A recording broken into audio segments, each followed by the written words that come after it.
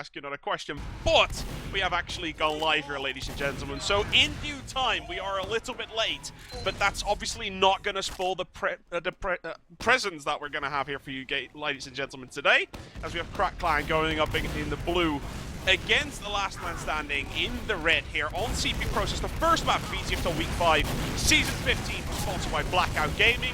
Crack Clan starting as the massive favourites here, but we saw last week that favourites don't always win, just necessarily, Spin. Yeah, it's going really well actually this middle. LMS are just taking like a lot of presence on the point straight away, getting the height advantage, but Crack Clan just holding it together on the right side, and they've managed to bully them back out. They got a couple of frags in return for their one that they lost, T-Mac. And they're just walking forward as a unit, as they do, forcing them out with a spam, and it's good middle from them. LMS had a nice crack though, they didn't really overcommit, didn't go too far in, they just got picked off by the superior focus fire from Crack Clan in that particular push. Very solid play from Crack Clan. White Glow and Two Nuts are going to be holding that Ubercharger, no problem whatsoever. We're picking up the sniper rifle, something which is quite characteristic for him in general. He likes doing this very sniper sort of style on Soldier. Have to wait and see how that's going to work out for LMS. Crack Clan pushing in now onto the side. Got to be trying to break through her. Counter Uber pops out. How many players can they pick off? It looks like absolutely zero here, as Crack Clan does exactly what they're supposed to do. Drop out before losing any players and trying to pick someone off here on the side. Yeah, I would have been expecting them to try and take some room on this right side with the scouts as they're pushing in with the Uber. So they forced the multi and then just backed out, and they really didn't achieve anything with the Uber. But obviously, it's you know, they're going to try and just take these picks. And Tweak, as I say, that gets the frag. Ips jumps in on the demo man, takes him down as well. Although War on his sniper, as you called it, taking down the medic. They're just going to pressure the point now as they come in, and really with the presence they have, even without a medic, they don't need him. He can just walk in with their combat class advantage and take the point. Yeah, for sure. Crack Clan taking a very predictable 1-0 lead, but something which Last Man Standing might not really mind too much. I think Last Man Standing is not going to imagine they're going to win this game, but they're going to try their very hardest. And seeing everyone right there in the red making their way towards the middle. So far they're looking okay. Brego goes down. War gets taken down though. That is okay. I don't think they're going to mind that at all. As with the Delman for Crack Clan dying, there might be a little bit of a window here. T-Mac has now gone down. And for sure, unless Last Man Standing messes up something here, they're going to pick up this middle. Yeah, there's a really strong bomb from War. He raced to mid really fast. That fast rollout that was devised by probably some American, maybe Lime. Bomb straight into the demo, picks him off really early, and they didn't then get the frag onto T-Mac. And with only War going down, they just had the presence just to bully them out at the point this time. And the push is coming in here, but it's a little bit lackluster, and CC haven't had to Uber until very late, and they just don't have the position, I don't think, to contest it. CC are going to come back in, repush, and yeah, wisely, I think LMS are just going to back out. They know they didn't have the position to contest that. And they've traded Ubers and not really lost anything out of it, so they've done pretty well in that respect. So far so good for Last Man Standing here. And as we saw with your team actually, Revolutionary Meta Game versus Epsilon, you pick up a couple of middles, but this is where the actual team shine, right? You can see that Crack Clan is going to try and break through her. Michael actually catches the pipe there and then catches the roller, only 30 HP. I'm not sure if Crack Clan is going to know that they have a big of an advantage as they do right now. It's a slight Uber advantage though for White Glow here. So Crack Clan and Last Man Standing are both going to take it a little bit easy, going to wait for that Uber to build up. And then we're going to see the follow-up push coming out of the Reds.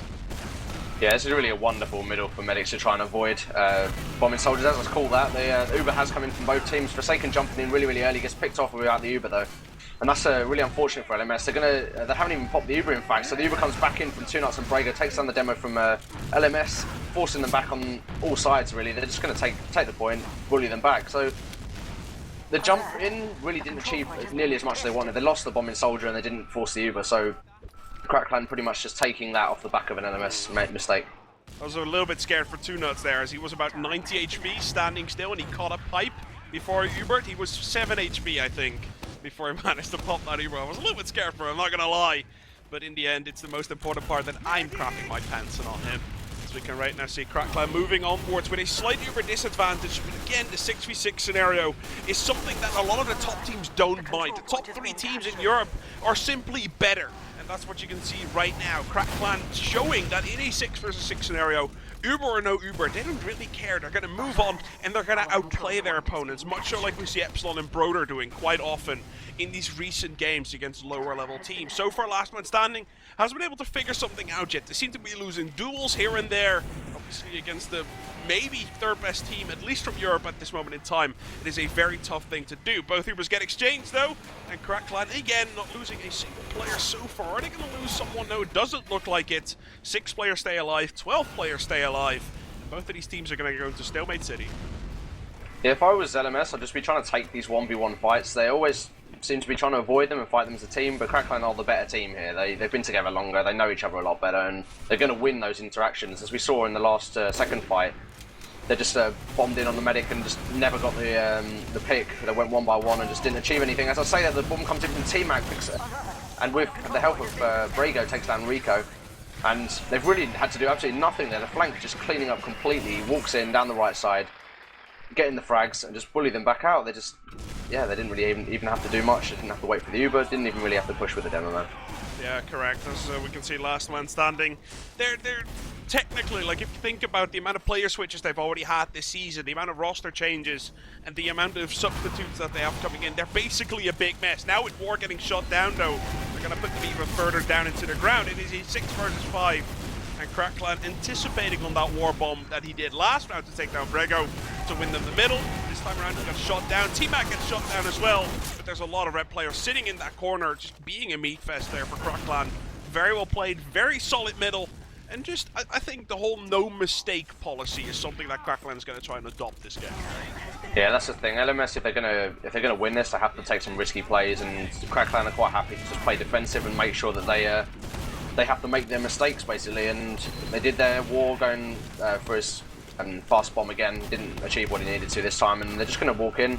Brago a little bit out of position here, he's on the grass, he's taking a lot of damage, he's forced out the Uber from 2 nuts.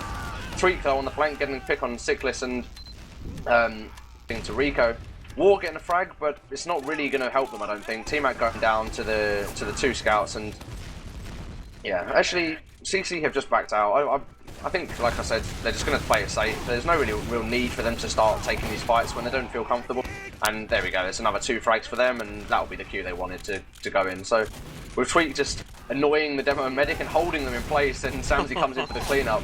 They needed to back off, but they're just in like so much stuck in position trying to just avoid the scout. And yeah, it's pretty much perfect play. Tweak just avoiding the frag, and yeah, team comes in, cleans up, and they've got a medic down for pushing last now.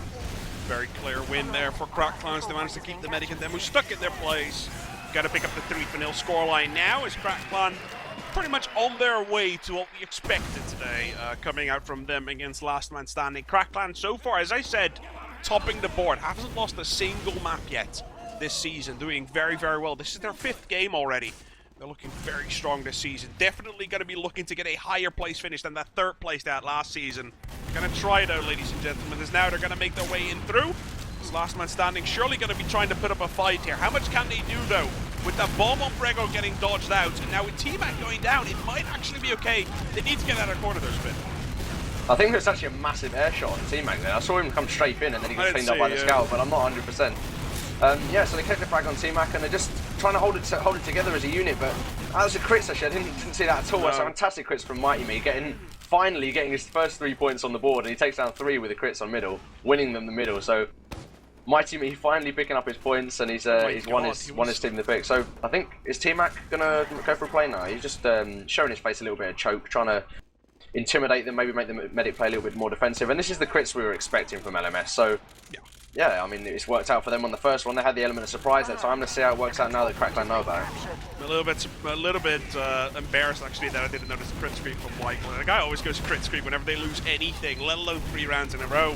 Now that they're going to try and be a little bit too aggressive, probably, as I said, a little bit too much.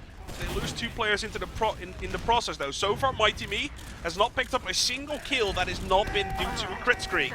Let's see if he can continue that fashion, though, Spin here. The crits is it going to be? Yeah, okay. Whiteglow's just going to run through. Never mind. I thought Whiteglow might be able to just hold that if he walked out, but he's going to decide to walk in. And Mighty Me, as I said, going down now. 3 kills in total, all 3 by crit streak. And it really seems that Last Man Standing, like expected, they're going to sort of expect these risky plays, and if they work, it works, and if it doesn't work, it doesn't work. But general, regular play for Last Man Standing, that's never going to work against a team as good as Crackline. Yeah, Crackline is playing the smart play. They know that they have the crits, but if they're aggressive and they put them on the back foot, the crits is useless. There's no point sitting defensive with the crit streak unless you're playing that kind of style where you need to be all the way back and safe. And they just lost another 2 frags, and LMS just need to stop giving these up if they're going to have any hope of staying in this game. And really, this last point looks like it's only going one way, the way of Crackland.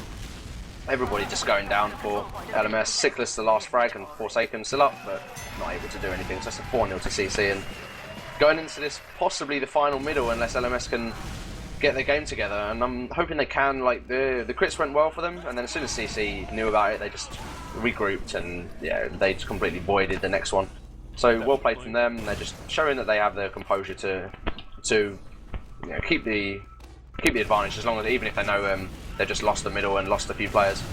7 minutes and 30 seconds in, last middle going down, and War's bomb for the second time in 5 medals is going to succeed massively. Brego went down that first bomb, 2 nuts now going down his second bomb. Is he going to give them the second middle? A middle they really should be picking up here. It is 4 players alive against 3 blues, but the 3 blues that are alive are hungry for blood here, as YTB is the guy being rushed, takes down 1. Can he take down the 2? Yes, he can, as the Dutchman gets something, exactly what he needed. Don't know if it's going to make him win the game though, but it was very, very nice to see. I'm not going to lie. Yeah, he missed his air shot, so he can just comes in and cleans him up with a melee weapon. Of course, he didn't really need to do that. He was going to die from the fall anyway, but I'm sure it would give him a little bit of a confidence boost. And they've actually come in and not had to use their Uber here, which means they have an Uber advantage pushed onto second, which is something I wasn't really expecting. I was expecting CC to try and force them as they come in, and Forsaken going for the bomb there, it's just something they just didn't need to give away that frag when they have this crits. It's just pointless to do that, and like, they just lost the frag, they've lost the medic now. Ips is able to go on the bomb on the aggressive, onto the medic, and they're just cleaning up frags. They needed to go in at the same time as there's a bombing soldier, and they didn't coordinate well at all. And Crackland, in true Crackland fashion, is completely punishing them for it. Yep, and in true Crackland fashion, what they're also going to do is they like beating teams at their own game. You know what, if the enemy runs crit streak, we can do that too. 2 nuts picking up that crit streak himself, already has it ready to rock and roll. With Forsaken going down, that gives a very, very clear way towards the second point. And I can only imagine, unless War can get something done, killing Samsy is a good play. Can he do something more though? 1 crit stick comes in, second comes in. Both are not going to connect. Now some crit rockets flying across the map.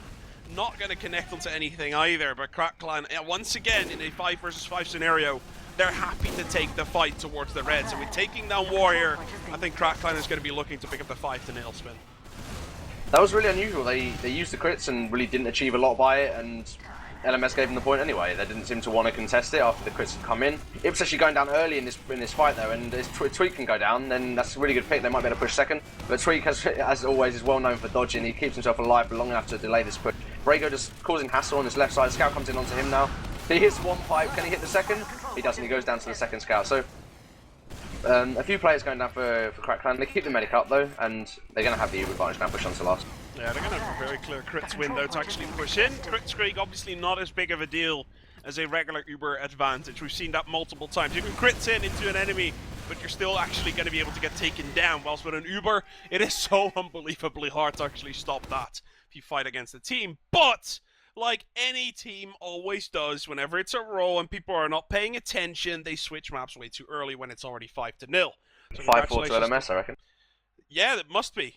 I think it's 9-4. Like within those 30 seconds that we missed, it was 9-4 for LMS in 30 seconds. I think. No, ladies and gentlemen, Crackland picked it up 5-0. We're going to move on to the second map here, though. This is week number 5 of ETF2L Season 15, where Crackland is doing exactly what is expected from them. But again, you gotta have to keep on doing it. So far, looking very, very good. We're going to be going into the second map here very shortly, which is going to be Viaduct. We'll be right back just after this.